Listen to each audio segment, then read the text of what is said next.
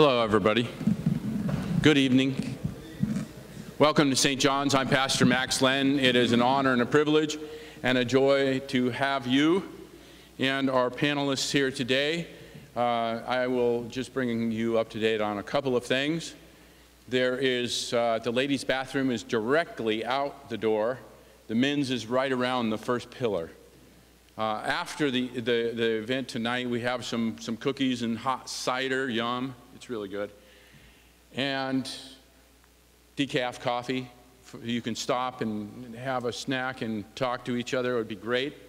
I want to thank the Interfaith Power and Light, 350.org, Mount Diablo Peace and Justice Center, and the Citizens Climate Lobby for helping publicize the night and for being here. We conceived of this a while back, a year or so ago. Ron Amundson is a member of St. John's, a member of our church, and has been so for about 15 years.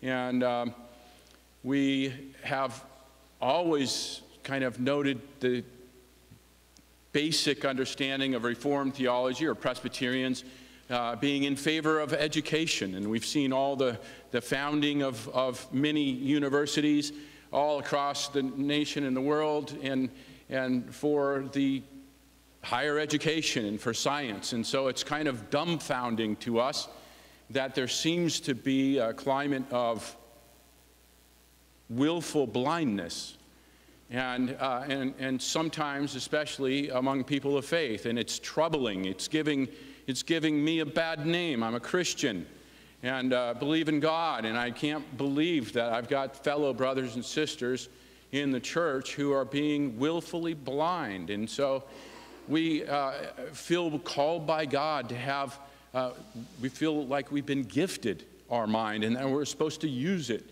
to find truth and to do good. And so we want to spread the word. And so it's an honor and a privilege. And I have the Katharine and Dick and Ron on the flyer, and because Ron was a member of the church and I was running out of room on the flyer, I kind of cut him short. But I'm going to ask Ron to come up and introduce our guests and also introduce himself and tell about what the work he's doing in science. And thank you, Ron. Come on up.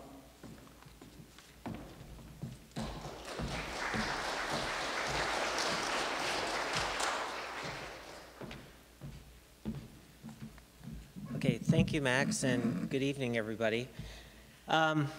It's really an exciting moment for us because a year ago when we started to discuss the concept of this evening, Katharine Hayhoe became, oh, louder?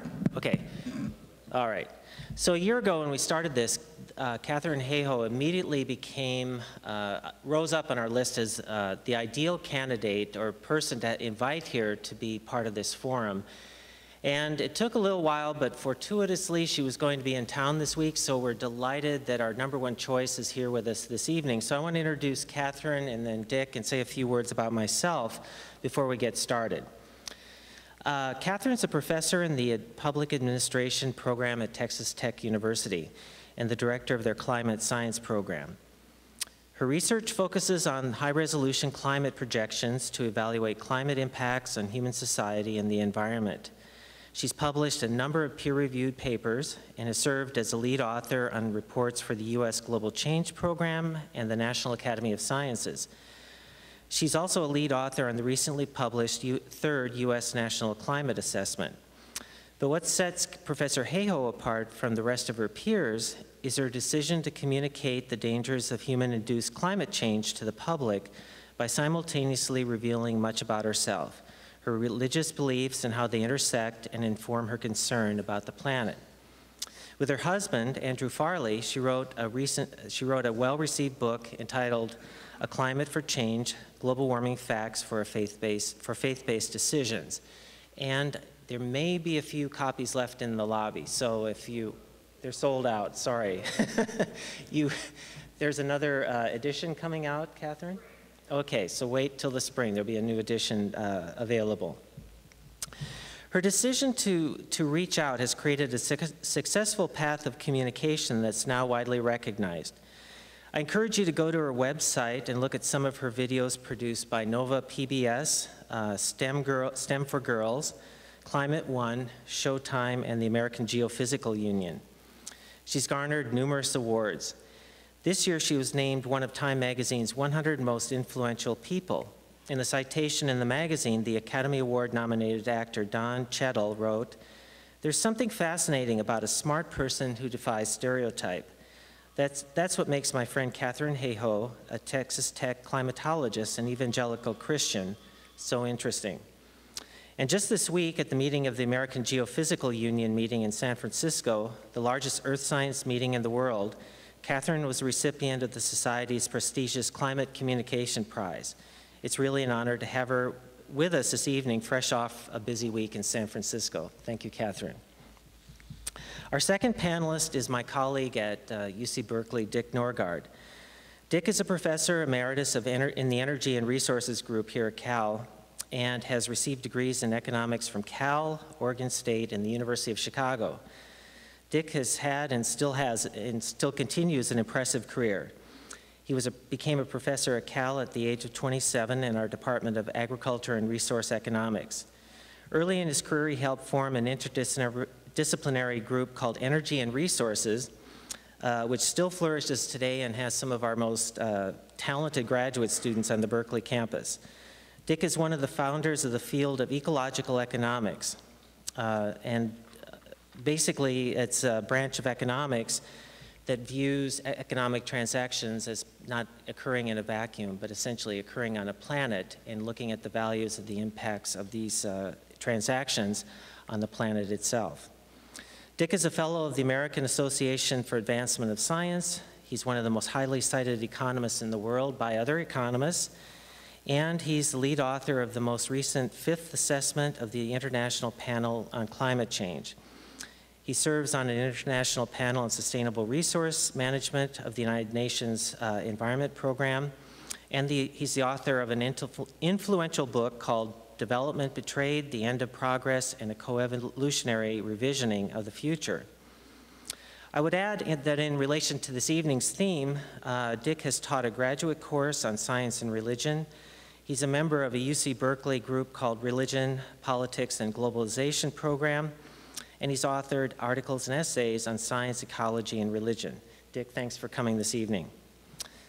And as for myself, I think I can remember this part. I don't have to read it. I've been at Cal for 30 years. I'm a professor of soil science, and I just finished a 4-year stint as chair of the Department of Environmental Science, Policy, and Management. I study, among other things related to climate, the impact of climate on carbon storage in soil, and then in turn, how processes in soil and human impacts on soil can impact global climate through carbon release. Generally, I'm interested in how humans impact the planet and how we can more sustainably shepherd ourselves through the century and into the 22nd century. And I should add that I've been a member here of St. John's for the last 15 plus years, and so it's a pleasure to be here this evening. So, Max, I believe all of us panelists should come up here, all the panelists should come up here, and what we're going to do is each of us will speak for a period of time about basically why we're here this evening, the interaction or the intersection between our science interests and in climate change and our spiritual and religious backgrounds.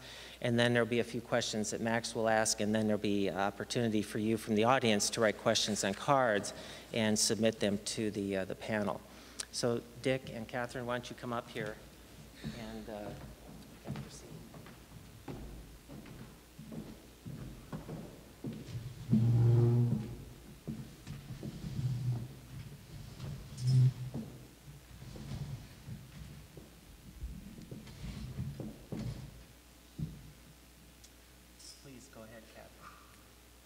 Sure. Make sure I have this the right height. There. So I'm a climate scientist. My background is in physics and atmospheric science.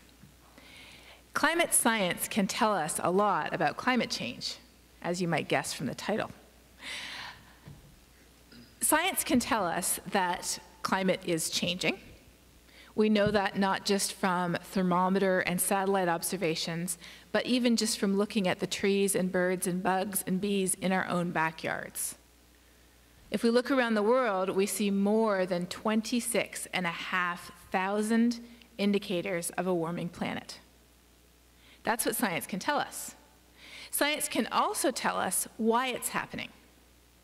We know that climate has changed in the past due to natural cycles, due to changes in the Earth's orbit, due to receiving more or less energy from the sun, due to volcanic eruptions. We know these have caused climate to change in the past, but science can tell us that if those natural factors were controlling climate right now, we would be getting cooler. And we're not. We're getting warmer. Science can draw the clear connection between all of the coal and gas and natural gas and oil that we're digging out of the ground and burning, and the carbon dioxide that's building up in the atmosphere, trapping much more heat inside our Earth system that would otherwise escape to space. Science can make those connections for us. And science can even tell us, if we continue on our current pathway, what the impacts are going to be, versus if we pick a different pathway in which we transition to clean energy that does not produce carbon, what those impacts will be on our water resources, on our health, on our environment, on sea level, on our cities, on our farms, on all of us. That's what science can do. But that's where science stops. Science can tell us what will happen depending on what choice we make, but science can't tell us what choice to make, because that is a values choice. What one person considers dangerous, another person might consider acceptable.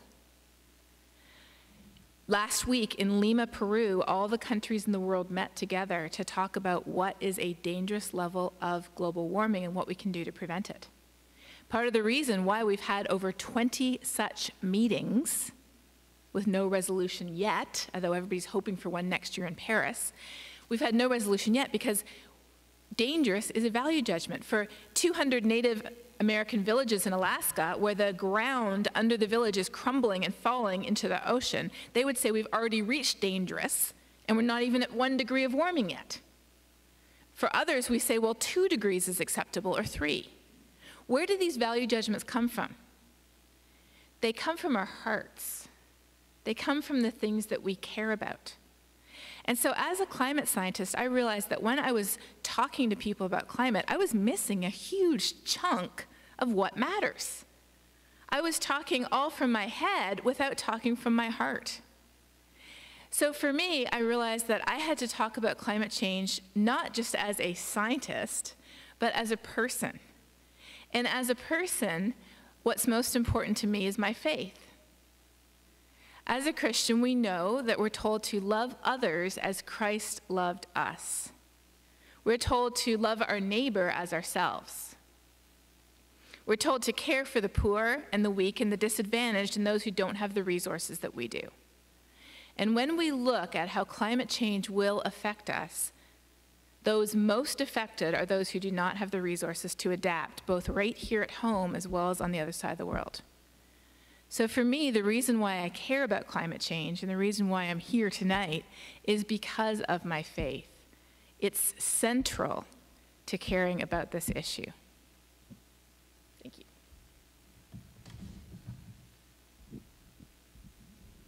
I'm an economist, but only an economist by training, not by conviction. And that's an important distinction. 400 or 500 years ago, we had philosophy. Philosophy broke into natural philosophy and moral philosophy, and I'm proud to say that I come out of the moral philosophy branch of philosophy. From natural philosophy, we eventually got the natural sciences, and from moral philosophy, we have ethics, but we also have the social sciences. But we have economics in particular.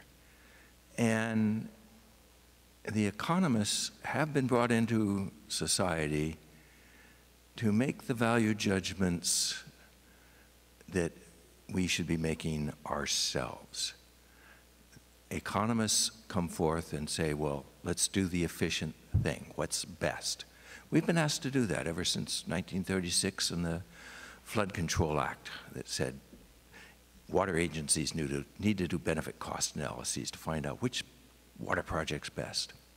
And economists then rose to power in the Cold War, in the fight with the socialism, and with the development projects of the World Bank.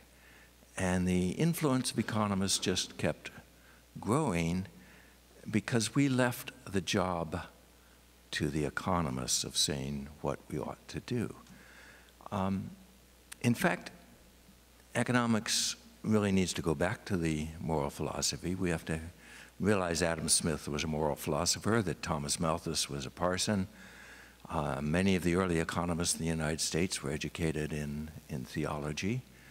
And because they were asking the basic questions of what's important in life and how do we get the important things. But then it became a discipline and tried to imitate physics and try to claim that it was value-free while it was in fact making value decisions.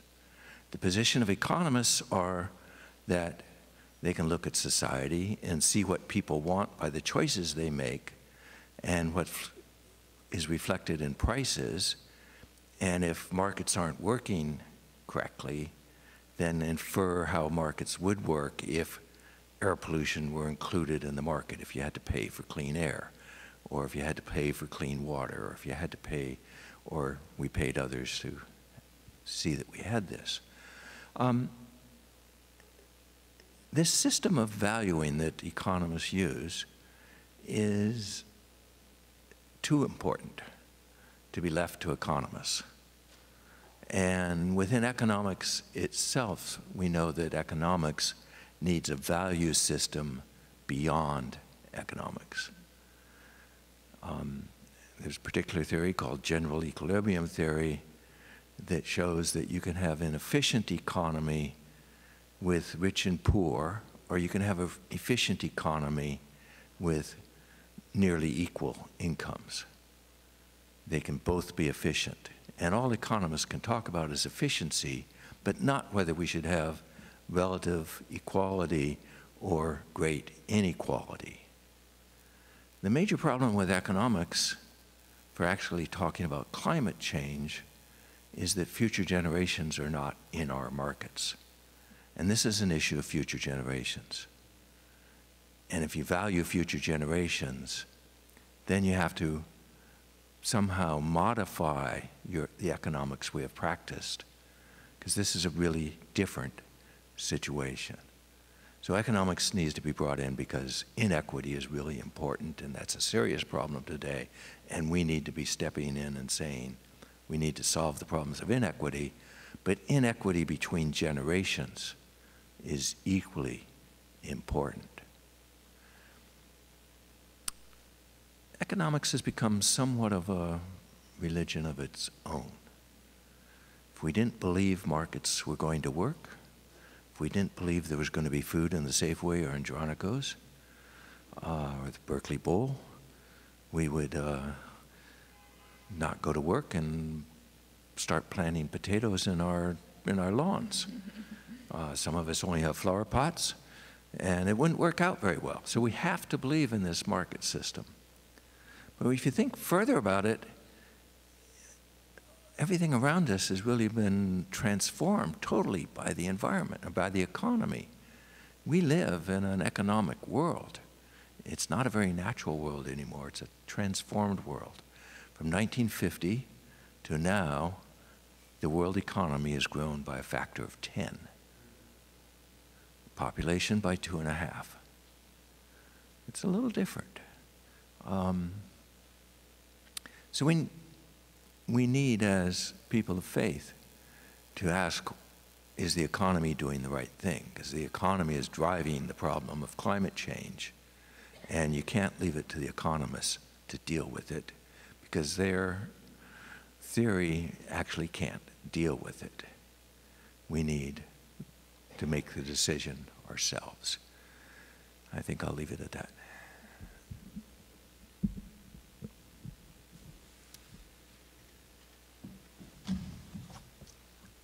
Well, Dick and I are professors at Berkeley, a public institution, and we're both from the same college, or we were, the College of Natural Resources, which is part of the land-grant origins of the University of California. And we have a mission to do research for the public good. And so, in that sense, it's easy and natural for me to be able to weave into my daily activities the ethical system that I've accumulated over my life, starting as a young boy on a farm in South Dakota. So it's an easy way for me to bring in the background of the community here at St. John's and elsewhere into the work that I do. Okay. When I was in high school, I took a class in agriculture, which started me on the track I guess I'm on right now to being a professor here at Cal. I took a class in ag, and we started to learn about the effects of soil erosion and the long-term impacts it would have on farm productivity and its impacts to society. And also about that time, I started to become really aware that modern farming that I was part of relied heavily on fossil fuels, and the looming shortages and the finite resources of availability of these resources on Earth sort of struck me at an early age as a problem that we would have to confront in my lifetime. And so here I am 40-some years later. Soil erosion still hasn't stopped, and next year the United Nations has actually designated 2015 to be the International Year of Soils. They've already kicked off a number of events in New York related to this, but I think you'll hear a lot more about this over the next year. The real sustainability of society to produce food hinges on how we treat the planet and how we treat the soil and maintain it. And certainly the fossil fuel side of things is really the reason we're here tonight. Not only is there a finite reservoir of these resources, we're burning them faster than the atmosphere can handle them, and there's a serious set of consequences associated with it. I think my spiritual background has, in addition to influencing or affecting my research, is part of my writing and teaching. It took me some time to feel comfortable to bring biblical analogies and allegories into the classroom, but I found they sort of resonate with my students in the sense that it allows us to look back at sort of human conditions and activities that have been going on for thousands of years and provide a unique way to accentuate and look differently at the things that I've been trying to bring in the classroom.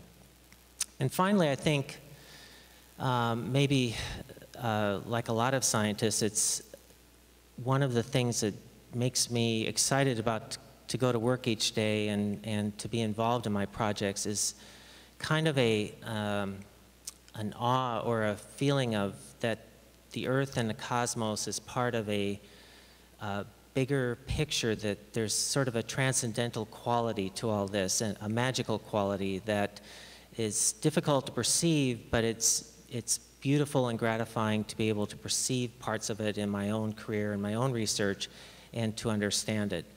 And I think that is, I think that's where I'll end right now. Thank you.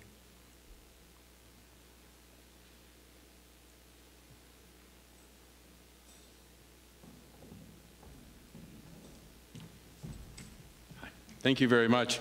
So one day we were having a Sunday school class here at St. John's, and one of the students was in class with Ron's son and looked over at him and said, "Your father is a scientist. How in the world can he believe in God?"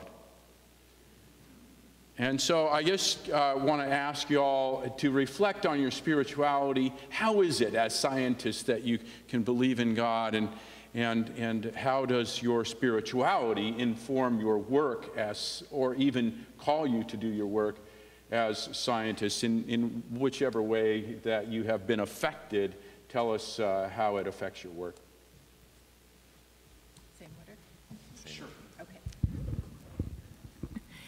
same order. I often get asked if I believe in global warming. And I think it shocks people when I say no, I don't. I don't believe in global warming. I look at all of the facts and the information, and I draw what appears to be the most logically supported conclusion. One of my favorite verses in the Bible is in Hebrews. It says that faith is the evidence of things not seen. Science is the exact opposite. Science is the evidence of things seen. And if you Google the definitions of faith and science, they're shockingly similar to Hebrews. So many people perceive faith and science to be in conflict, but I think that they are beautiful complements to each other. Science, by definition, is bounded by what we can observe. Science is bounded to this universe. There are plenty of theories, scientific theories, as to what might exist outside this universe, but we cannot observe anything outside this universe. And everything we observe occurs in the 3 dimensions of space or the 1 dimension of time. Faith, on the other hand, is the evidence of what we do not see and we do not observe with our eyes. Faith is that awe that you have when you stand in God's creation and you just think, this is amazing. Faith is what supports us when we're going through trials in our lives and we think, why is this happening and how can I even wake up and get out of bed the next morning? Faith is what gives us hope that there's more to our lives than just this physical, observable universe. And faith, I think, even provides an explanation, although not one supportable by fact, as to why anything even exists at all.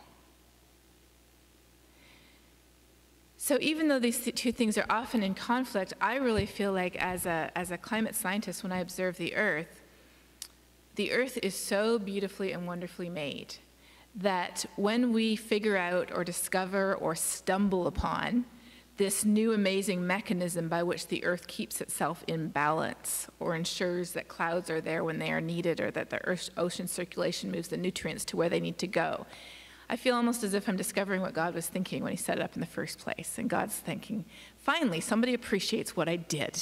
Isn't that nice? And then, as I mentioned before, I think that the faith becomes even more important because we have to recognize the limits of science.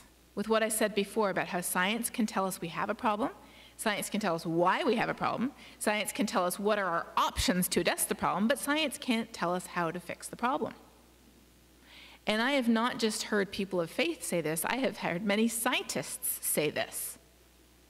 So I would say not only do I believe that faith and science are not in conflict, but I further believe that we need faith to make these tough choices that Dick referred to, where it isn't just the dollar signs that we need to make the decisions based on. We need to make the decisions based on what is right, not just what is convenient. Catherine has this down a little better than I do. That's the first time I've said that stuff. It really is. Well, this will be the first time, too. I guess by every definition I've known, I probably don't believe in God. And yet, I have faith, and it must come from somewhere. I did grow up in the First Congregational Church here in Berkeley, and that's a step above Unitarian Universalism. But not a very big step. It was probably too easy to drift away from. But at the same time, I drifted into the canyons of the Colorado River in Utah as a river guide, but also just as a wanderer, and had incredible moments of peace and oneness. I've had these moments on peaks or on the way up to peaks and let others go to the top, and I'll just stop and rest here, thank you. I've had these moments in the Amazon. where things are just all together. Now there's stress of trying to figure out what's going on just leaves me. And, you know, and then I get startled back into reality, and there's chaos. But these moments are so important to me. They still drive me. And I guess they're moments of realization of a sort that give me faith. I think as an economist, I know we need moral communities beyond economics, that we need to pass morality from generation to generation, and the churches do that. Not always, you know, particular moralities that I might choose in a particular church, but they are doing it a lot better than the scientists are, and a lot better than the economists are. And I respect that and work with that, and so I'm pleased to be here. Well, if this is Catherine's first time saying it, now I feel inadequate. No, okay. But, it's my 10th. But I guess probably the intersection between faith and what I do, I became cognizant or aware of it over time. I think what struck me and still strikes is a wonderful book is Thoreau's Walden, which opened my eyes to sort of a vision of nature as sort of maybe a thin wall behind a number of other wonders that lie behind it, and maybe a metaphor for bigger concepts and ideas than just what you can see and put your fingers on. I think putting faith more directly into my work and teaching and feeling comfortable with that connection. One evening struck me, I was at the Berkeley Rep Theater, and I was looking at the program, and on the side there were a number of sort of random quotations, and one was from the book of Matthew, is Jesus saying, "Therefore I speak to them in parables, for they seeing see not." And I was working on a paper that time on the history of an important scientific ecological theory, and I was writing about that. And I realized that theories are really the parables of science, and I started to feel comfortable with bringing the analogies and metaphors from biblical sources into not only my thought process, because they enrich it and enliven it, but also I think they provide ways to connect with people that are outside the scientific community, which I think will be one of the topics that we're going to discuss more later this evening. Finding ways to speak differently about what I do and make it and provide and put it out in a way that connects with people outside of science is I think an important part of bringing this into my work. We're going to pass out some cards that you can write on. I've got a couple more questions, but you can write questions, and we'll take a few of them as well. I'm going to just switch. I think with all the things that are going on in the world, with poverty and racial prejudice and all of the issues, war, why should we care about climate change, and why should we want to do something about it?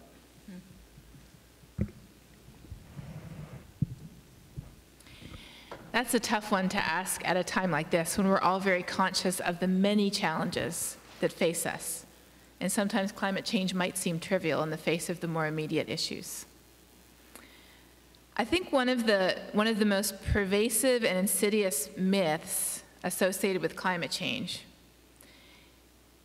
among both people who agree that it's real and people who do not, is that climate change is a distant issue. That it's distant in space. It only matters to the polar bears or maybe to people living on low-lying islands in the South Pacific. Or it's distant in time. It doesn't matter to our generation. It matters to the next or the one after. So because of that perception of distance, we often put climate change on the back burner compared to other issues that are more immediate, right here in front of our eyes. Here's the thing, though. First of all, climate change is no longer distant in space or time. There was a fingerprint of human-induced climate change in the California drought. It doesn't get any closer to home than that. It's happening now, and it's happening here. We are seeing stronger droughts around the world as a result of climate change. We're also seeing heavier rain events at the same time as a result of climate change, not to mention rising sea levels, stronger hurricanes and heat waves, and changes in average conditions. Even though we might see it here, though, then we still say, okay, well, we have these priority lists of all these things we care about. We care about poverty. We care about racial injustice. We care about our children. We care about making sure we have enough to provide for ourselves or for our parents or our kids. We have all these things on our list we care about. So yes, I care about climate change, but I'm going to be really honest, it's number 7 on the list. Here's the thing I'm going to propose. This is my proposition for argument. I'm going to propose that climate change should not be on our list of priorities as individuals or as a state or a nation. I think climate change is separate. It is an issue that affects all the things on our list of priorities that we already care about. We care about climate change because it affects our water. We care about it because it affects our health. We care about it because it affects the economy, because it affects national security. As a study showed that I went to see this week, we even care about it because it affects rates of violence and murder. Our environment affects us in profound ways, and when that climate changes, our human infrastructure and society is unsuited for rapid change. As John Holdren, the President's Science Advisor, said, he said, at this point, we're facing 3 choices. We can prepare for a very different future. We can reduce our emissions substantially, or we can suffer. Not a word you hear scientists saying a lot. He said, we are going to do some of each. But the more we reduce our emissions, the less we're going to have to prepare and the less suffering there will be. So why are we talking about climate change? We're talking about climate change because we care about racial injustice, because climate change exacerbates the divides in our society that already exist. We care about climate change because of economic issues, because there are enormous costs associated with its impacts. We care about it because we love our kids, and climate change affects our kids and their future and their health. So we care about it not because it's a separate issue on our list of priorities, but because it affects everything that's already on our lists. Do you agree or not?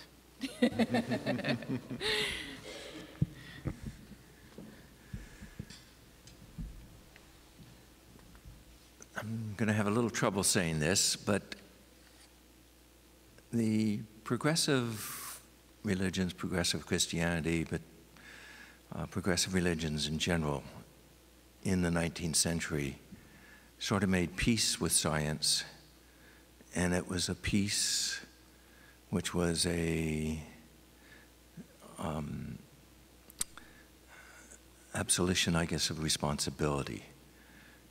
And we sort of said, well, science can do its thing, technologies can unfold, the economy can grow, all this stuff, and we can carry on our religion, and religion becomes more of a personal thing than a where is society going thing. And that truce needs to be repaired. We need to take responsibility for the technologies that we have out there. Those were choices that individual scientists sort of went from science into technology, not knowing the full impacts on the environment or the full impacts on society. And we as people of faith need to step in a collective way that we haven't really stepped in. And so it's not just climate change. It's how we do agriculture. It's it's pretty much everything. It's the society we're creating with information technologies. we really need to step in and say, what kind of a world do we want to have? And we haven't done that. For 150 years, we've kind of let the world unfold.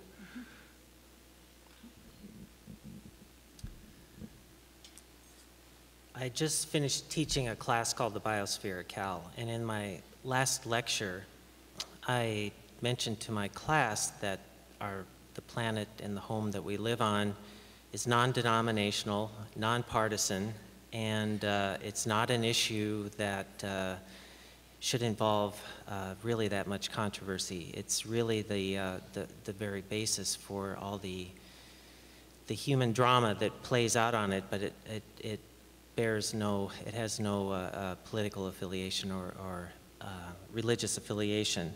And then to sort of drive the point home, I show, as I do in a lot of my classes, the late Carl Sagan's little speech called The Pale Blue Dot, where he talks about how he turned, I think it was the Sojourner spacecraft on the planet Earth after it was way out beyond the solar system, and the Earth appeared just as a tiny speck of light in space.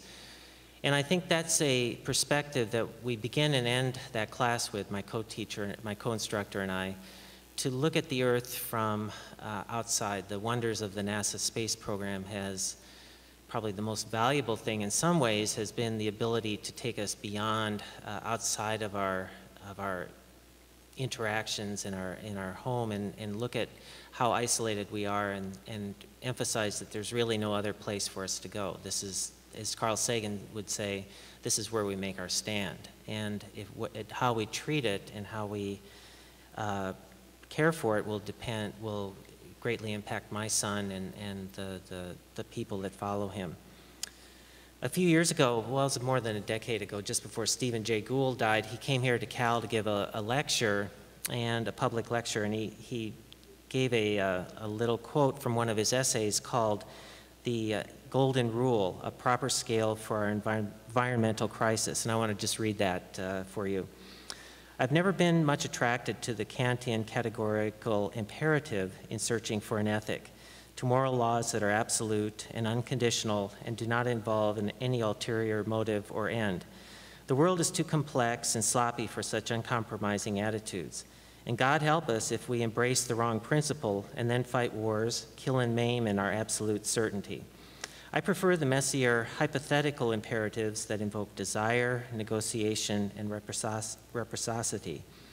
I imagine that our various societies grope towards this principle because structural stability and basic decency necessary for tolerable life demand such a maxim called the Golden Rule. I suggest that we execute such a pact with our planet. She holds all the cards and has immense power over us. So such a compact, if we desperately need, but she does not at her own time scale, would be a blessing for us and an indulgence for her. Poor Richard told us that necessity never made a good bargain, but the earth is kinder than human agents in the art of the deal. She will uphold her end, and we must now go and do likewise.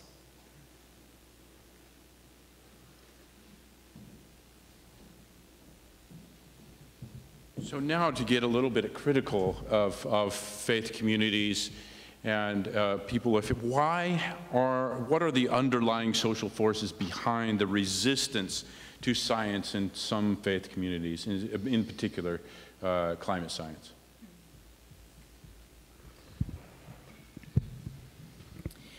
When you survey the American public, and you ask people whether they think climate is changing and whether humans are responsible, and then you collect the results and you divide them out by faith tradition, there's a very clear gradient. The more conservative the Christian church you attend, the less likely you are to think human-induced climate change is real. So because of this correlation, people automatically assume that there's a causation, that there must be something about conservative Christian faith that makes us doubt climate change. But a number of studies have shown that when we control for political affiliation, the correlation drops out. When you look at climate change, there is nothing in the Bible that says that climate change couldn't be happening or that it isn't serious. The Bible contains many passages expressing God's love for creation, as well as more dire passages that talk about God destroying those who destroy the earth. That's in Revelation. So there's no theological reason per se why people would oppose climate change. In fact, studies have shown that the best predictor of any individual's opinion about climate change is the opinion of the thought leader who they respect. So what we've been doing, I believe that we've been confusing our faith with our politics. We've been listening to people telling us things, in some cases couching it in faith-based language. I'll give you just one example. Senator Inhofe from Oklahoma is a well-known denier of climate change. He often couches his denial in religious terms. He has said things like, there is no pastor who thinks that climate change is real. I would love to introduce him to several pastors that do. He has many times said things like, God couldn't let this happen, or using other language like that. But 2 years ago, he was interviewed by Rachel Maddow, and he said something very extraordinary. He said, I used to believe in this global warming until I found out how much it cost. And in fact, a study just came out of Duke last month that showed that the #1 reason why people don't agree with climate change is not because they don't like the science, it's because they don't like the solutions. But here's the problem. It's a lot easier to say it isn't a real problem than to say it is a real problem, but I don't want to do anything about it. So that's why we have such rampant denial, is because if you look at the thought leaders in our society, especially the thought leaders we hear about often in the media, the ones who share the most conservative values are the ones saying it's not real. But they're not doing it because of religious or faith-based reasons, they're doing it because of ideological-based reasons. In fact, until recently, most of the social science on climate change would have an axis from Republican to Democrat. So Republican, independent, Democrat. And then usually opinion on climate change went low, medium to high. Well, nowadays, this week at the conference I just went to, rather than using political affiliation as the x-axis on our plots on opinion about climate change, people are now using the level of support for free market ideology. That is one of the best predictors of whether people think climate change is real or not. Which leads perfectly into. Well, yeah, I didn't expect that to pop up that way, but Katharine clearly knows more about this than I do. She's from Texas, I'm from Berkeley. I don't, I spend too much time in, an independent nation.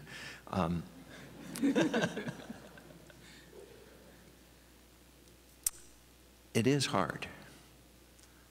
And so let me speak for my daughter, who's an environmental sociologist at the University of Oregon, who studied climate denial in Norway.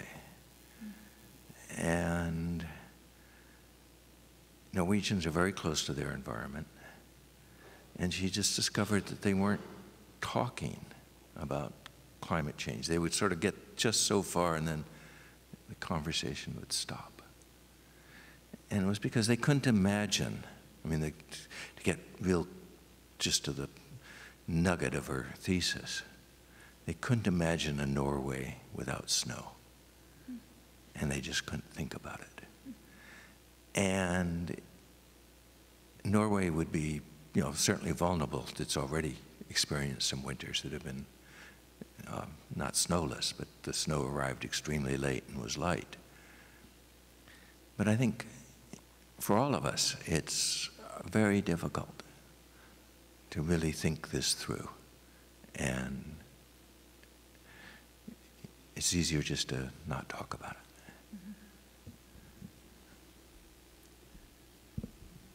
Well, I think the problem is a two-way street. One, the problem lies with scientists themselves, and also there's problems with the people we're trying to reach.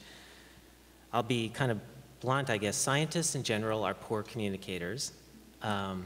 Some of them, we had a nice conversation this evening, are rather abrasive and dismissive of people outside of their belief system, particularly people of religious beliefs.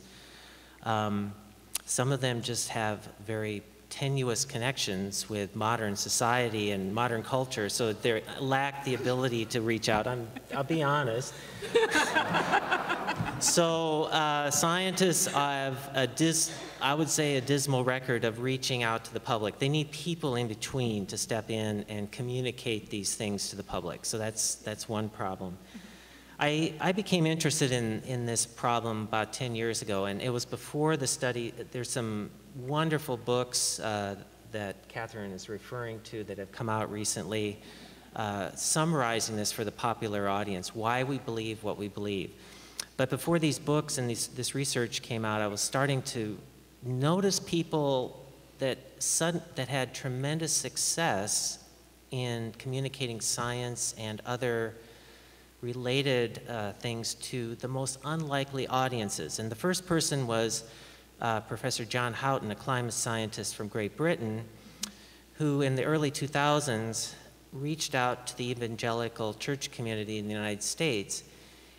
But the thing that he did first, rather than talk about climate science, he met with them, talked about their shared value system, integrated himself through that, and then began talking about climate. And through that deliberate and actually a lot of hard work to connect with people, he was one of the first success stories I ran across of somebody that was able to communicate science to non-scientists, of a group of people that people might not necessarily expect to be receptive to it.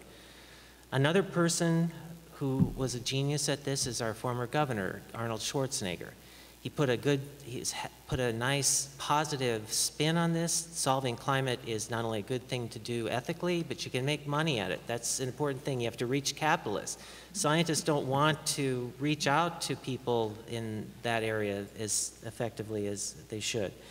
Finally, the person I use in all my classes as an effective communicator is the rock star Bono, who through just, I guess, his natural instincts, went in and convinced the Bush administration and the most unlikely group of people in Congress to support AIDS relief for Africa and a number of other humanitarian efforts in Africa. And if you ever watch Bono on the Huckabee show or something, I mean, they love him. And I started to dig deeply into why that happens.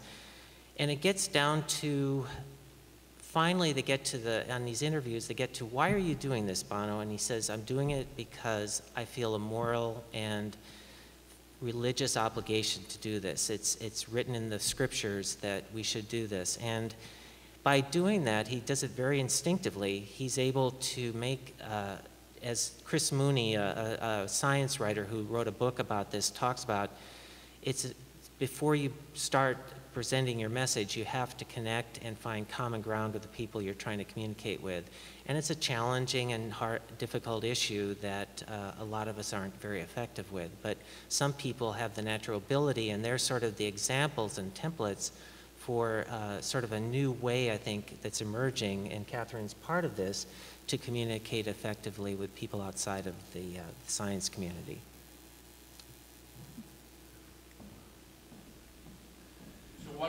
What can people in faith communities do? How should we act?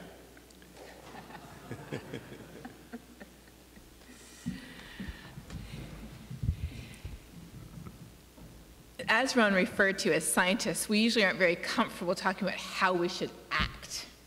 We can tell you what the problem is, it's up to you to fix it. But we aren't just scientists, we're humans. And we're not just humans, but in many cases we're people of faith. So as a Christian, I believe the Bible tells us that faith expressing itself through love is what we are called to do. The beauty of that is there's such freedom in it. There isn't a list of 10 commandments that thou shalt do in this case. For some of us, the way our faith expresses itself through love might be something simple, like going into the homes of people who we know can't reach their light bulbs and changing them for them. It may be something a little more complex, feeling called to tell our elected officials that we care about this issue, and if we're going to vote for them, they need to be standing up for what is right and what's true. Or for others, it might be working with relief and development organizations who are working with people on the other side of the world, or even right here at home, again, who are already disadvantaged and already struggling and who are just feeling even more so as food becomes scarce, as water becomes less available, and as disease spreads. But the question is always, what can we individually do? That's the question, isn't it? And again, there's no 10 commandments of what we should do. But I think that first of all, as individuals, the first thing to do if we're going to lose weight is, which I'm sure nobody here ever needs to do. If somebody is going to lose weight, what I do is I step on the scales because I want to know how much I weigh and therefore how much I can lose.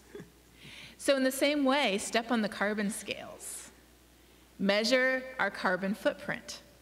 I always ask my grad students as the final exercise in my climate class to measure their carbon footprint. And then I ask them, what did you think?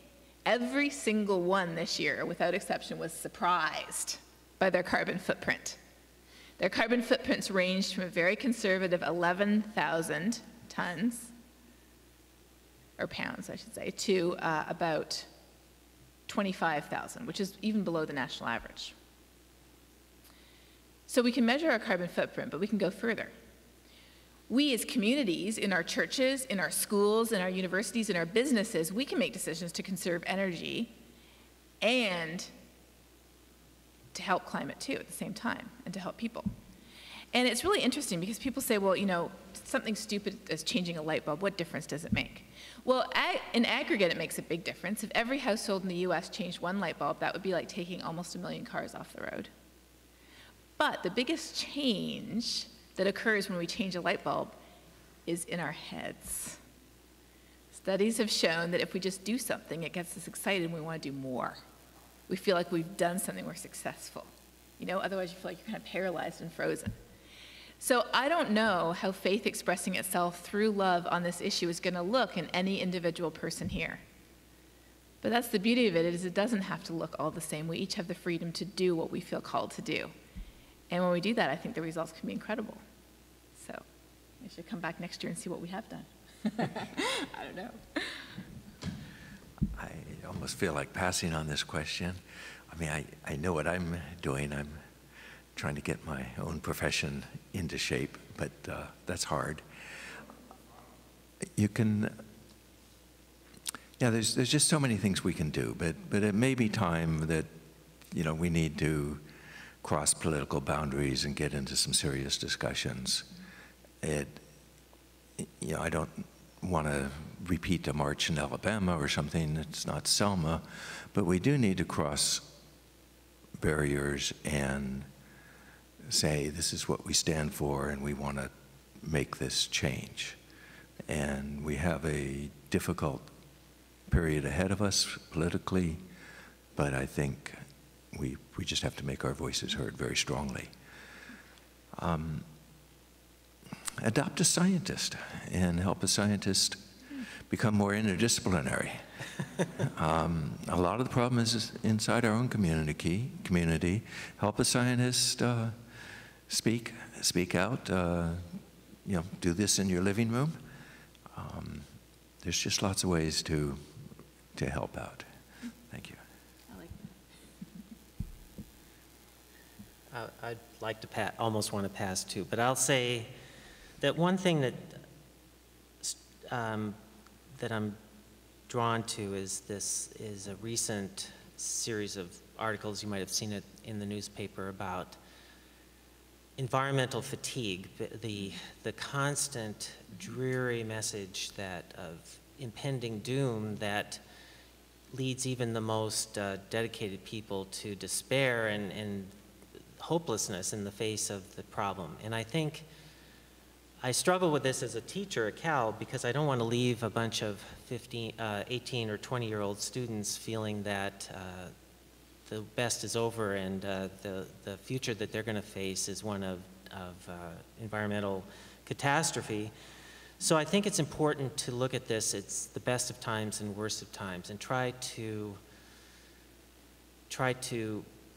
as Governor Schwarzenegger did, at least put a smile on it and make it seem like a tractable problem. And the other thing I think is important, and I refer to a Berkeley resident, Annie Leonard, who has the website Story of Stuff. She says we need to flex our citizen muscle, which means that we need to vote for people and support people that not just reflect or maintain their political party strength in Congress, but actually represent us and represent things that we're concerned about. I know it's something that in Berkeley is something most people are doing anyway, but I think it's not, as I mentioned, this is not a political problem, it's not a denominational problem. It's one that we can get beyond if we just get people that will provide that leadership at a national level.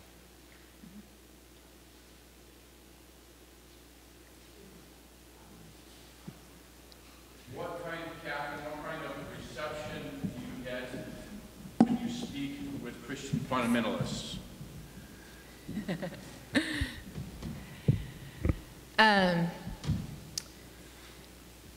When I go to speak with people, I never go uninvited.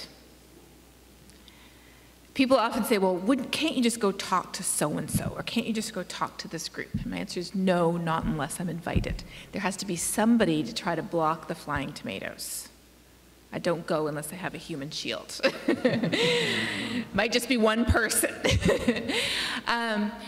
Because I feel like pounding on closed doors is not going to achieve much. That door has to be cracked, but you would be surprised how many doors are cracked. Not open, but cracked. So when I go talk to people, I've discovered as a scientist, very strangely, I don't talk about science first, and I don't even talk about it second. The first thing I do when I go talk to people is, or talk with people, I should say, is I start with what it is that I care about that they do too. If I'm talking to a Christian college, I start with almost a statement of faith or a declaration of belief. If I'm speaking to a group of Texas farmers or ranchers, I start talking about water, because we all care about water. If I'm talking to a group of women, I often talk about our kids, because most of us have kids and we would do anything for them. So first I talk about what we have in common that we care about. And then I say, and here's why I care about climate change. I care about it because it will make our water even more scarce. I care about it because it affects my child's future. I care about it because I believe God created this earth, gave it to us to take care of, and told us to love our neighbors who live on it and are affected by our actions. Then, only third do I get into, and here is what climate change is, and here are the impacts. And then fourth, I believe it's important to provide solutions and encouragement and really inspiration about what we can do, because studies have shown also that we can talk all we want about a problem, but if we do not offer solutions to that problem at the same time, people are far less likely to actually agree that there is a problem. And there are inspiring solutions. I mean, in Texas, you probably didn't know, but this past spring, we smashed the records for the most wind energy ever generated. We generated, I think, a maximum of 38% of our electricity from wind in Texas. Yeah. That's a success story, and we can feel good about it. It's like, you know, changing the light bulb changes what's in your head. Hearing that we are already doing this changes what's in our head. We're like, yes, we can do it. So I think inspirational stories, I mean, who doesn't want a house with solar shingles on the roof and solar paint on the walls so we get our own energy and we're independent? We all would want that if it was going, if it was available at Lowe's or Home Depot. And then talking about bigger issues like becoming energy independent and having better national security and growing our own energy in the places where we live. So when we talk about it in these ways, and in the science section that's buried there in the middle, addressing some of the common myths that people have heard, like, I've heard global warming stopped, or I've heard that those ice caps aren't melting anymore, or I've heard it's just a natural cycle. Addressing those don't change people's minds, but addressing those crack the door open just a little bit farther. But it's the connecting to the values that really matters. And so when I connect to people's values, the worst response I've gotten is, well, I had a lot of reasons why I didn't think that global warming was true, and you addressed all those reasons, so I'm going to have to think of some new ones. That's the worst I've gotten. So, Dick, how can economists learn to, or start including costs such as human costs, water loss, and drought, and other things? We're actually pretty good at putting values on things that are not in the market, on the value of human life, of all things, $6 million. Yeah, seems silly to say it even. The value of clean air, what people are willing to pay for this, what people would be willing to pay for that. The problem is the techniques that we use to get these values are drawn from the existing economy. And when the existing economy is on the wrong track, then the values you come up with are incorrect also. It's sort of like perfecting something that's going the wrong direction. And we need to worry about that overall thing. In theory, we can contemplate what the world would look like and how we could transition, but we're really talking about transitions. While most of economics is about a system that's equilibrating all the time. It's not really about how do you make a system transition. So we need to train economists differently and for them to help them realize the limits of their own approaches, but to get them open to other approaches. So Ron, is it true that no-till, no chemical farming has the same or better crop yields as modern mechanized farming? No-till, no chemical farming. Right. So my colleagues at Cal just released a report, I believe this last week, doing a survey of all the published reports or papers that have been peer-reviewed papers, and they came to the conclusion, I haven't read their article yet, that there's only a minor difference in the long term between productivity of no-till, non-fertilized, basically organic agriculture productivity versus conventional agriculture. So I would say that that is probably true. Close enough. So, enough. Go ahead. No, we just had it close enough to the true. I felt like this was Jeopardy, and we should be waiting for the true or false reveal. $500. What about, just talk a little bit more about the just kind of confused faith and the possibility of values for people who are not believers. And how can atheists or people with no faith talk to Christians who are being knuckleheaded? In the question is part of the answer. Calling someone knuckleheaded never fixed anything. That was me. That was not on the card. Sorry. I think that, so I mentioned earlier how I think one of the most pervasive and insidious myths about climate change is the idea that climate change is distant and far off in space and time. But I think another, probably number 2, insidious myth is that climate change requires a certain set of values. In other words, you can't care about climate change unless you are green, tree-hugging, liberal, possibly even atheist, to care about the environment. I think that just about every single human on this planet already has the values they need to care about climate change. They may be different values from each other, but we have the values. So, for example, we're humans. Unless you have signed up for the trip to Mars, this is the only planet we have. If you did sign up for the trip to Mars, you want to be able to come back, I assume. So it's in our best interest, if we own a house, not to let that house fall into disrepair, right? You want your house to be clean, you want it to be habitable, you want it to be pleasant. This earth is our home. We want it to be clean, habitable, and pleasant. You can go further, though. You can look at, again, we talked about the faith perspective. You can even look at the Department of Defense's perspective from national security. Climate change is bad for national security. It leads to instability that the US is then called on to help out with, and that costs American lives. You can look at the economy, at energy independence. You can look at health and pollution. You can look at even whether you're a sports person, whether you're a hunter or a fisher or a birder, if you're a skier or a snowboarder. There's many ways that climate change affects us, and again, I think just about every person on this planet already has the values they need. We just need to figure out what those values are. We don't need to go around instilling green tree hugger values into every person on this planet, because it won't work.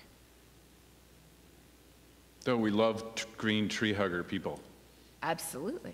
And we have many in this room. I would hug a lot of trees, but there aren't a lot of trees in Texas.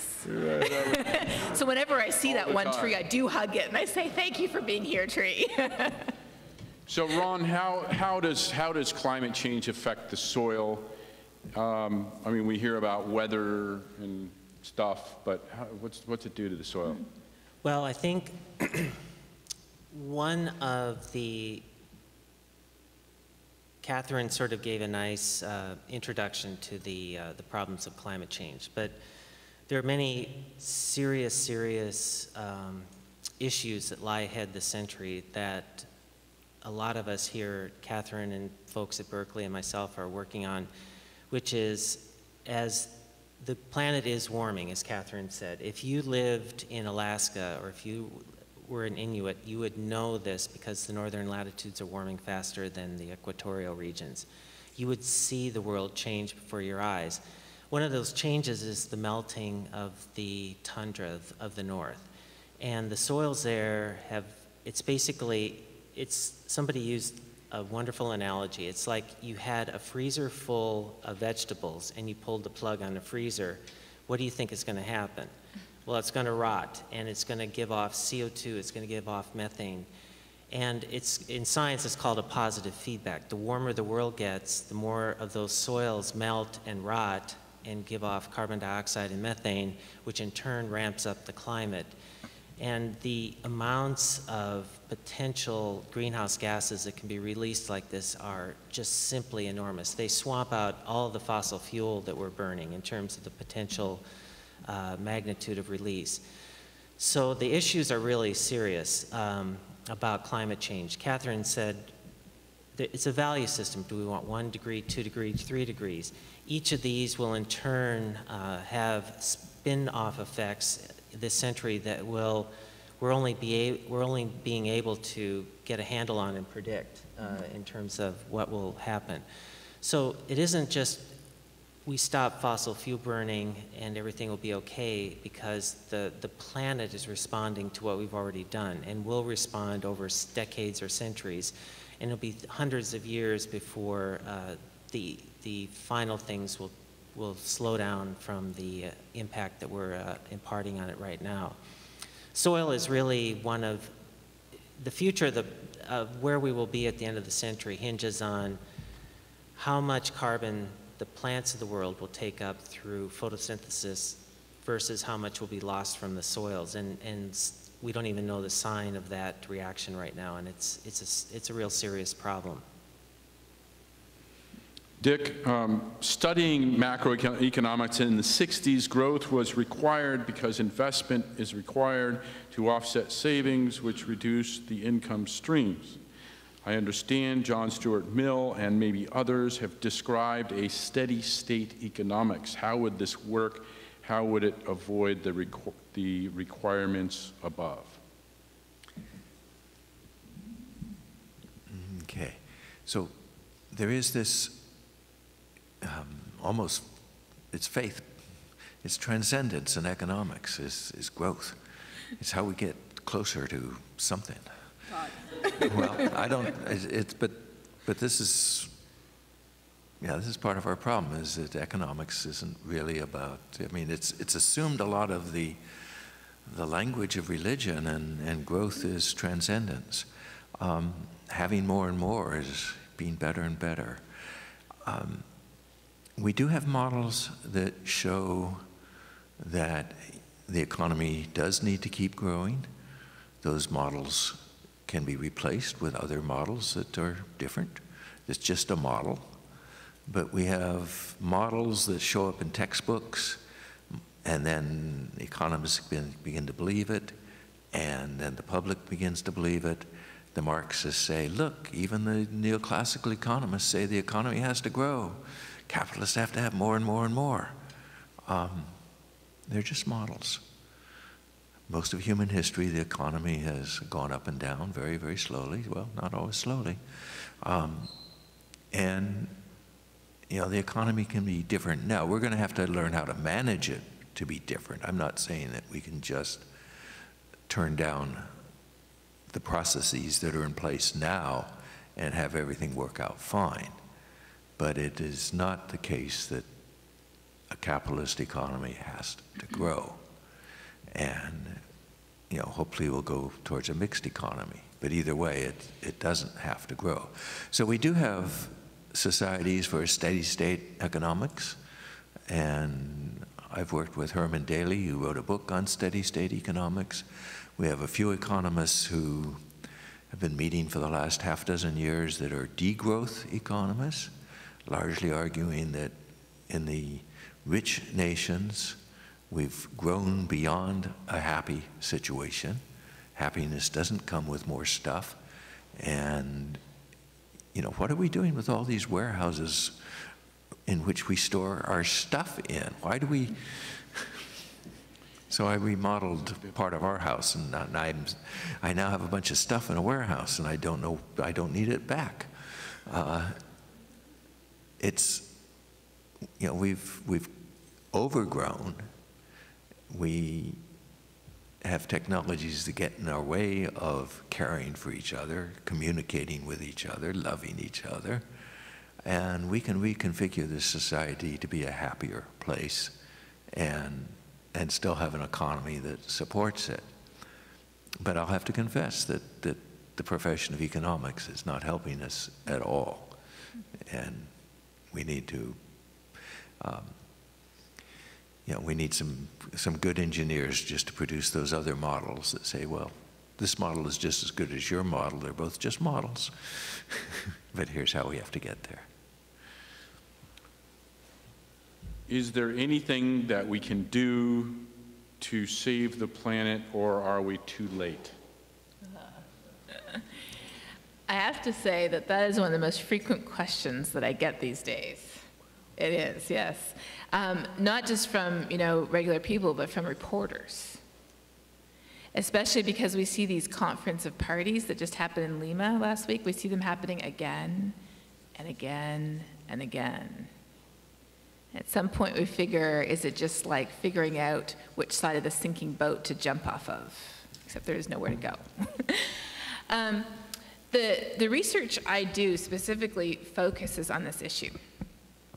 And the situation is this. There's no magic number of cigarettes that you smoke in order to guarantee, you know, 10,000 cigarettes and you will get lung cancer, but 9,999 and you won't, right? So in the same way with carbon emissions, we know that X amount of carbon emissions will produce 1 degree of warming, right? Y degree of carbon emissions will produce 2 degrees of warming. And Z, I'm Canadian, Z amount of emissions will produce 3 degrees of warming. So is it too late to avoid 1 degree? Yes.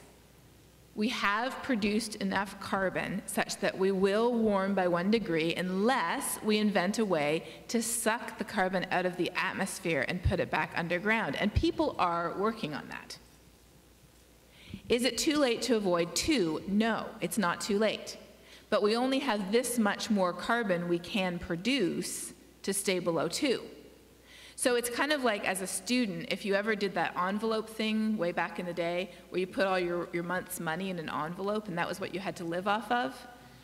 And if you ate steak dinners for the first week, or dim sum, or something equally expensive, then you were on ramen noodles for the rest of the month. You know? So in the same way, we don't have that much more carbon till 2 degrees. We can still do it, but it's slim pickings. So we haven't passed 2 yet. Now, people often cite 2 degrees as the target. Why is 2 degrees the target? Is 1.9 good and 2.1 is catastrophe? No, there's no magicness to 2. It's because people are trying to decide what's dangerous. And again, if you go up and talk to Native Americans in Alaska, they'll say it's already dangerous. If you go talk to people living on Tuvalu or the Maldives, they'll say it's already dangerous. So they don't think 2 degrees is dangerous, they think 1.5 is dangerous.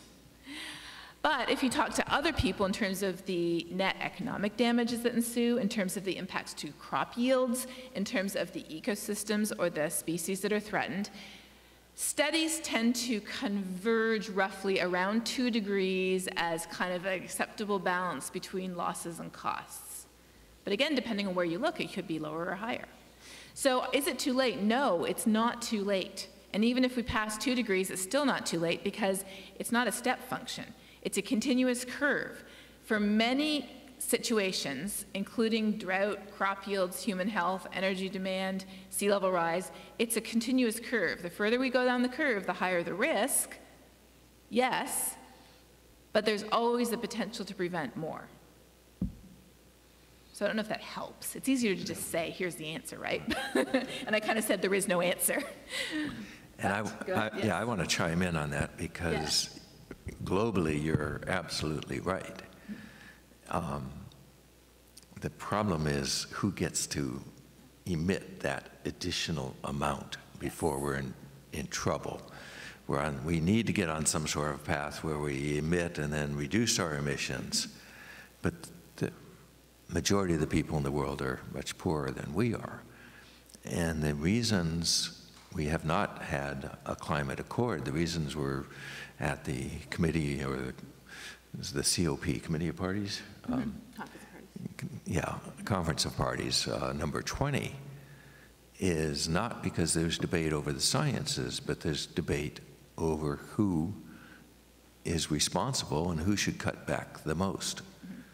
And this is another great big moral dilemma that we in the rich nations would just soon not talk about, while the poor nations are kicking and screaming and saying, you rich guys caused the problem, you've got to solve the problem. And if there's technologies that allow us to develop without emitting greenhouse gases, we'll use them, but you did it, you've done it to us, and it's your problem. I mean, obviously we're all going to suffer together, but the issue of the responsibility, at least from the position of the South, is that it's our responsibility. Talk about the influence of corporate interest on the resistance to responding to climate change.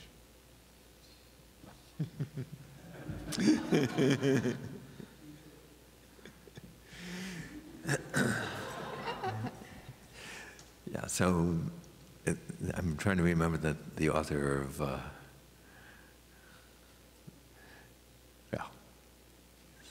this is just a problem of being 71 and having a meningioma that I haven't quite gotten rid of. There's clear evidence that just as in the cigarette controversy days, where there was incredible evidence that cigarette smoking does cause cancer, there was this counter movement, and that was funded by the cigarette industries. And we're in the same place today with climate change. There's been tremendous expenditures by those whose interests are going to be severely damaged by the transition away from fossil fuels to fund counter messages and get deeply engaged in politics. And the Koch brothers are a clear example of this. But yes, most of the big oil companies, most of the coal companies are understandably loath to want this change to occur. And it's in their interest to dispense misinformation. It's, you know, this is not the Enlightenment times when you have people deliberately promoting misinformation, and even people with PhDs deliberately promoting misinformation. But we have this going on. Now I know what book that was.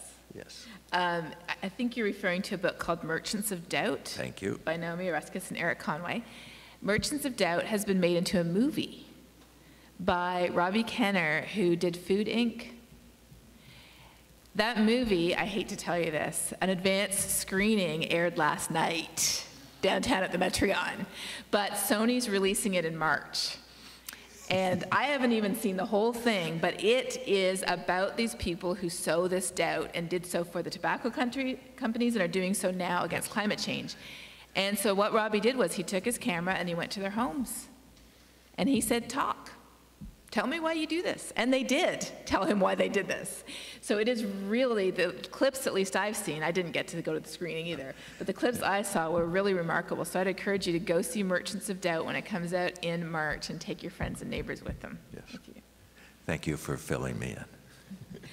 I just saw her last night, so that was why it was fresh in memory. I would have been there too, but 3 out of my 4 children have birthdays on December 18th. So Matt, I'm going to resist the temptation to count backwards on that one. So Max, I'll just tell a brief, only a Berkeley story about this. But on the other side, corporations, some corporations, of course, really see that they can make a profit, they can make money, they can make a living in this new world. Less than 2 years ago, I walked out of my office one day at lunchtime. A young student, Cal student, was there with a sign saying, "Excellent advice, $1." So I gave him $1 and walked away, and he said, "Well, aren't you going to take your free advice?" And I said, "Well, are you a Cal student?" He said, "Yeah, a business student." I said, "Okay, tell me my free advice." And he said, buy Tesla stock. It's incredibly undervalued. I looked back, and the day he told me Tesla stock was under $15 per share, a week later it was over 100, and it stayed there. So it just goes to show you can, in the corporate world, it's a profitable thing to do something the right way and to look ahead to the next generation of problems. Can I hire that student to manage my portfolio? So we kind of assumed that a lot of people that walked in today would have some of the background on the facts behind, the scientific facts behind climate science, but maybe we should cover a few. What are the 3 or 4 top indicators of climate change? And then to a reference that you, from what you said, how does climate change impact violence in our society? Okay. A great resource on the science of climate change is the U.S. National Climate Assessment. Version 3 was released just this past May, and it's very readable. The problem with the IPCC reports is, to be frank, they're not very readable. Although, except for the part he wrote. So the National Climate Assessment has a frequently asked questions appendix. It has a climate science primer or primer, depending on what part of the country you come from. And it has a figure that are the 10 top indicators of a warming climate. So often we hear about global temperature, which is the 2-meter air temperature, just because people are about 2 meters tall. But I think the best indicator of a warming planet is the heat content of the planet, which includes the ocean, the atmosphere, the land surface, and the ice, or the cryosphere. Because when we look at air temperature, it's literally the tip of the iceberg of global warming. The ocean is absorbing 20 times more heat than the atmosphere. So I look at the heat content of the planet, and then we look at things we can see. Snow is melting weeks earlier in the year in the Sierra Nevadas and in the Rockies than it used to. Sea level is rising. Heavy rainfall is getting much more frequent. Hurricanes are getting stronger.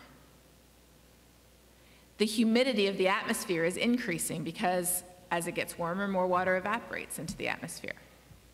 So, and then, like I said, there's 26,500 physical indicators of a warming planet, many of them in our own backyard. When I first moved to Texas, my colleague in biology, who co-directs the Climate Science Center with me, had a peach tree in his backyard. He's been there at Texas Tech for 30 years, and being a biologist, he kept track of when that peach tree flowered every year. That peach tree was then flowering 2 to 3 weeks earlier in the year than it had when he first moved to Lubbock because spring was arriving earlier. Unfortunately, he had to cut the peach tree down, but we're seeing the same changes in the cherry trees in Washington, D.C., as well as in Kyoto, Japan, where they've kept records of when those trees flowered for over 1,100 years. So I would refer anybody who wants more information on the science of climate change to the U.S. National Climate Assessment, especially if you have any questions, to the frequently asked questions section. As an artist, I know how much I care about my work I have created. Can you imagine how God might feel seeing us humans trashing her creation? If God might be sad, angry, upset, why aren't we? Is there an answer to that? I think that's a perfect question. Let's leave it at be. Kind of a statement. So I wonder if do you have questions for each other before we finish up? Do you have anything you'd like to ask each other? Ron, why haven't we done this before? Yeah. Well, I was thinking about that myself. You know, today when I was going over some of my thoughts for this evening, I realized that going through this exercise, like teaching a class, as you all know, is probably more beneficial to the teacher than it is to the student. It gives us a perspective and generates new ideas of things that one can do next. I think one thing I was thinking of, Katharine mentioned, and again, I would refer to the books by Chris Mooney and articles by Chris Mooney as an insight into why all of us think what we do and believe what we do. And in order to reach groups that are resistant to knowledge, I think it's important to reach out to the leaders of their social and cultural group that they're part of and help them, give them the information and make connections to them so that they can make it comfortable for people that are part of their community to accept these ideas and not feel resistant to them or feel that they're threatening their social and cultural values that they cherish. So one of the things I was thinking I can do is work through the professional scientific organizations that I'm part of to reach out to faith communities and other communities that have been, and the leaders of those groups, and invite joint discussions and sharing of information that can be probably the most effective way to rapidly advance what we know to other groups more effectively through the people that they trust and feel comfortable with. And I think that's one of the things I've realized from this. We haven't done it before. I haven't been forced to actually sit down and think about this before, but it's been an interesting evening and given me a lot to think about and aspire to. Well, having Katharine with us has helped a whole lot, but Yes. But we have people in the community here who could almost, no, not quite, but maybe if we had a couple of people. I'm working on cloning. No, I would say your question was the perfect one, because why haven't we done this before? Because I just feel like the depth of the conversation and the thoughts here have really kind of amplified at least my own perspective, as well as I hope everybody's here. Well, thank you all.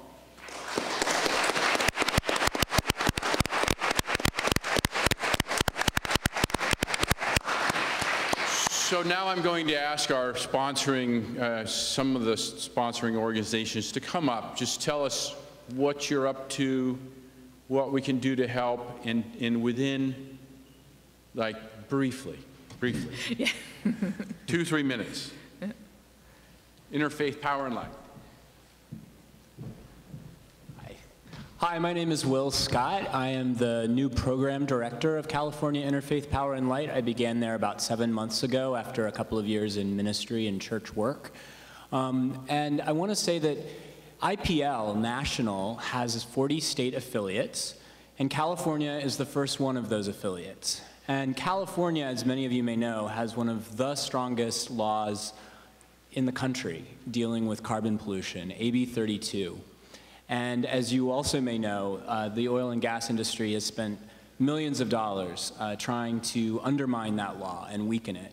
And so one of the strongest things that California IPL is trying to do is to make sure that the faith communities that are in our network, all 640, and those who want to join our work, are giving that voice of the faith community, the moral voice, to Sacramento legislators to do more, to strengthen AB 32, to ensure that some of the revenue, which is to go over $1 billion, is made sure to go to the strongest hit communities faced with rising sea levels, air pollution. We have congregations all over the state, in Stockton, Fresno, Modesto, as well as in Los Angeles and San Diego and in the Bay Area, which is, of course, one of our strongest areas.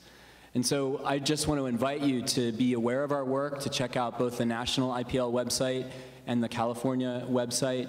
We have some action items there, and there's materials in the back of the room if you'd like to see more about that. But I have a brother who's a Methodist pastor in West Virginia in the coal country, and he's doing his part to try to build those kinds of relationships across the divide. And I think we have those here in California as well. They can be geographical, they can be issue specific, oh, I'm only on this issue, not this issue. But we're here to say, as Katharine so eloquently said, this isn't just one issue to care about. It is the issue of our time that collectively we need to address. So thank you.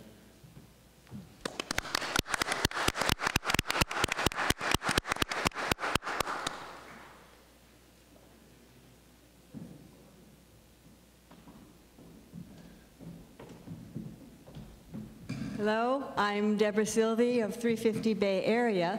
We often get confused with 350.org because we are very inspired by that national organization and we work closely with them, but we're a local organization. We have flyers out there that some of you already have, and we have many campaigns. We hope you'll join us. Our campaigns are varied, but we are focusing on helping to create a path forward toward clean energy and renewable energy, and we are also fighting the forces that don't want that. So we know that we have to have that, and we can have that path, but we have to make it happen. I'm facilitating the divestment campaign locally here, and the divestment campaign is one way to clear that path, because by divesting or uninvesting from the fossil fuel industry, from coal, oil, and gas, we can invest in the clean energy that we know we have to have. There's an international divestment movement now, as you probably know, that is making big progress. And so we're having divestment from pension funds internationally, and from universities and colleges and churches. And my colleague here, Pat Kinney, is going to talk about the Presbyterian Church and that campaign to urge Presbyterians to divest. Pat. I'm a member of the Cool Planet group of First Presbyterian Palo Alto, and we feel that faith groups have a moral and theological mandate to speak out about climate change, because we are called to be stewards of creation and to care for the least of these. We've tried slowing climate change through individual lifestyle changes, but that has not been enough. So then we joined a grassroots movement called Fossil Free PCUSA. For General Assembly in June of 14, we wrote an overture asking our denomination to begin divestment from fossil fuels. 12 presbyteries across the country passed that overture, including your own San Francisco Presbytery. Our overture was referred for study until GA 2016, and we plan to be there again. Meanwhile, educating Presbyterians across the country about the importance of divestment. So if you're a Presbyterian who cares about climate justice, please join us in our work.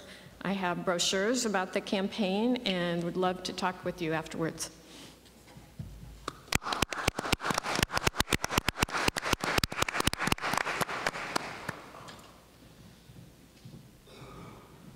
Hello, everyone. I'm Mary Selkirk. I'm one of the group leaders for the Alameda County chapter of Citizens Climate Lobby. And we are honored to have on our National Advisory Board Dr. Hayhoe, Jim Hansen, and also former Secretary of the Treasury, George Schultz. We are a nonpartisan citizen lobbying group, now upwards of 11,000 volunteers across the country. We have a sole focus, which is to lobby our Congress to pass a fully rebated tax on carbon, a national tax on carbon, which economists from all over the political spectrums will tell you is absolutely the most efficient way to reduce our carbon emissions and stabilize our planet. So we welcome you to learn more about CCL. We have active chapter here. Those of us in the Bay Area have been working hard also to help start new chapters in more conservative parts of the state, and we have been successful in establishing new chapters in Stockton, in Modesto, in Nevada City, all over Northern California. And we meet regularly here in Berkeley. If you want to get more information, we have sign-up sheets outside, and we'd be very happy to talk with any of you who are interested in joining us. And I want to say that since I started working with CCL, I'm inspired and hopeful in a way that I have never been before. I've also lobbied congressmen for the first time in my life and have learned that exactly what our panelists have said, that when we can speak with common heart and common values, we're going to stabilize our planet. I have no doubt. So thank you.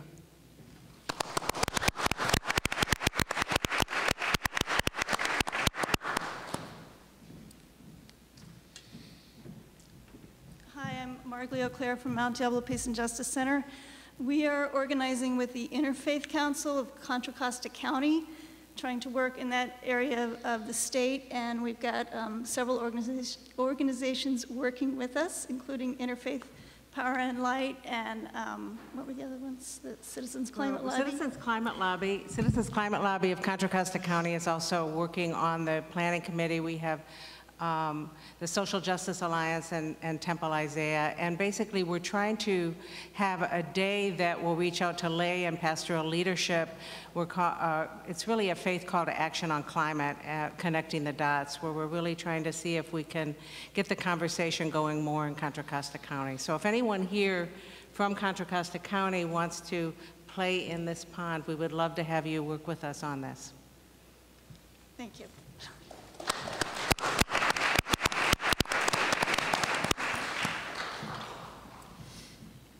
So just a word on the issue of poverty and environment. When I got my first church, I worked in Houston, and it was in the poor part of town, and I was a minority, and when we lived near oil refineries, and if there was a disaster at the refinery, it was the poor people of color that lived in that neighborhood who were hurt. When the Richmond refinery exploded, it's the poor people who are hurt. My family, part of my family, my wife's family lives in Guatemala, runs on rain agriculture. They can no longer afford to run on rain agriculture because it's not raining enough. The deforestation plus climate change has made such a difference. Also, the increased storms are washing away their land, literally washing away the farm. So they don't even have a land to farm, which makes them poor, which means they want to come up to the United States illegally or be forced to do some kind of way to earn a living that we may not like. So those are just some comments that I'm holding in my heart. And Psalm 19 says, "The heavens are telling the glory of God, and the firmament proclaims his handiwork. Day to day pours forth speech, and night to night declares knowledge. There is no speech, nor are there words. Their voice is not heard, yet their voice goes out through all the earth, and their words to the end of the world. And Psalm 148, praise him, sun, moon, praise him, all you shining stars. Praise him, you highest heavens, and you waters above the heavens. Let them praise the name of the Lord. May the blessings of the Spirit of all life, that gives you breath, that unites us together, that makes us a part of this wild and wonderful creation, be with you and fill you with inspiration to go out and do good things. Amen. Thank you. Thank you.